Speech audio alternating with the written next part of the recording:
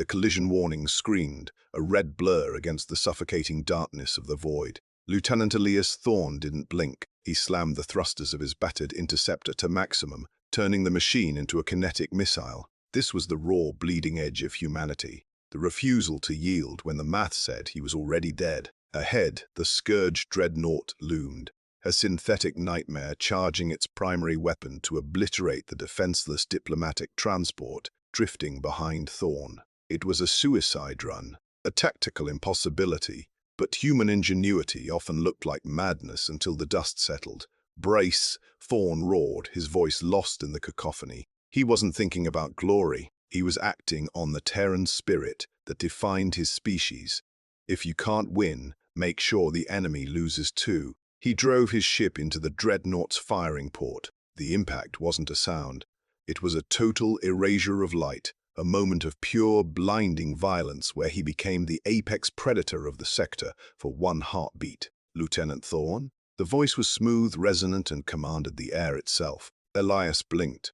The phantom heat of the explosion instantly replaced by the cool, crystalline perfection of the Xylarian flagship's throne room. The transition was jarring. One moment, he was breathing vacuum and fire. The next, he was standing at rigid attention in a hall so pristine it felt like a hallucination. This wasn't a sanitized science fiction story where the hero wakes up in a med bay with a medal. This was reality. He was alone, unarmed, and surrounded by the Matriarch's personal guard towering, hulking warriors, often derisively called Space Orcs by green recruits. Elias knew better. They were honor-bound titans, and they were watching his jugular. He adjusted his dress uniform, the fabric feeling tight across his chest. He had been pulled from patrol on the USSC Vanguard with zero explanation. The fear of unintended consequences gnawed at him. Had that reckless maneuver 3 years ago finally caught up with him? Had he violated some obscure treaty of the Galactic Council? "I am here, Your Highness," Elias answered, his voice steady. Matriarch Verona descended the dais. She was imposing, a statuesque figure of violet skin and silver ceremonial armor that seemed to flow like liquid mercury. She moved with a terrifying grace, closing the distance between them until the protocol of personal space was obliterated. The proximity was electric. It wasn't just fear.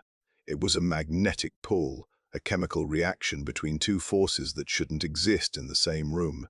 She smelled of ozone and crushed star lilies. Elias held his breath, his heart hammering against his ribs, a true Death Welder reaction to danger. Verona stopped inches from him. She was taller, her golden eyes burning with an intensity that dissected his soul. She reached out, a single clawed finger tracing the air near his collar, hovering over the scar the war had left him. "You are vibrating, Lieutenant," she murmured, her voice a low thrum that bypassed his ears and resonated in his chest. "You expect punishment. You think you are here because of the sci-fi nightmare you unleashed upon the Scourge." "I disobeyed a direct order to retreat," Elias admitted, locking eyes with her. "I destroyed a prototype interceptor." Verona tilted her head, a predator examining prey that had surprisingly sharp teeth. The tension in the room spiked, thick and heavy. "An interesting perspective," she whispered, leaning in until her breath ghosted his ear, sending a shiver down his spine. He thought he committed a tactical error. She called it a miracle. Elias frowned, the proximity overwhelming his senses. "Miracle? That transport you shielded," she said, her voice dropping to a dangerous, intimate register. "It was not empty.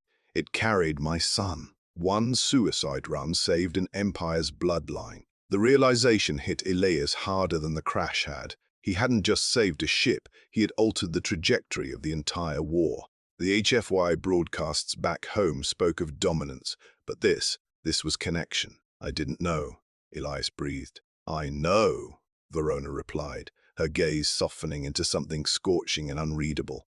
"And that is why you are here." Verona stepped back, though the magnetic field between them refused to dissipate. She raised a hand, and the heavy thrum of the ship's drive seemed to drop an octave, vibrating through the soles of Elias's boots. The massive guards, the so-called Space Orcs, slammed their fists against their breastplates in unison, a sound like thunder cracking inside a canyon. "My son was disguised as a refugee," Verona said, her voice echoing off the high, vaulted ceiling. "Royalty hiding in plain sight changed the war, but you did not know. You saw a life, and you spent your own to protect it. She reached to her throat and unclasped a pendant that pulsed with an inner rhythmic light. It wasn't metal. It was a fragment of a dying star, trapped in containment glass that felt warm to the touch. The Shard of Aeon.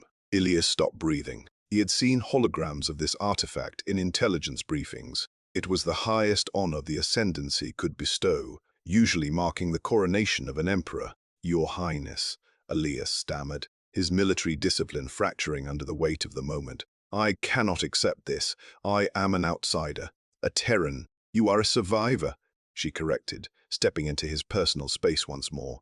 The heat radiating from her armor was intense, almost feverish. She took his hand, her claws retracting slightly to avoid piercing his skin, and pressed the shard into his palm. "And you possess the one thing the Galactic Council lacks, the will to act when the odds are zero." The contact sent a shockwave up his arm, sharper than any neural feedback. It wasn't pain, it was recognition. For a moment, the room blurred. He saw the fire of the explosion 3 years ago, felt the G-force crushing his lungs, and then felt the terrifying relief of seeing the transport warp away safely.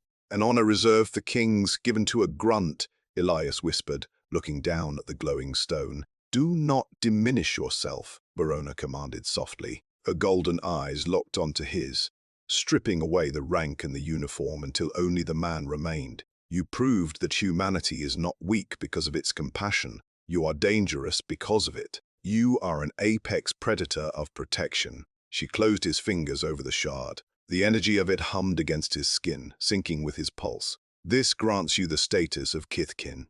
Wherever our ships fly, you are blood. You are family." The implication staggered him. This wasn't just a medal. It was a geopolitical earthquake. He was now a living bridge between the United Earth Federation and the Ascendancy. His solitary decision in the deep, dark, that act of integrity when he thought he was dying alone, had bloomed into an alliance that could save both their species.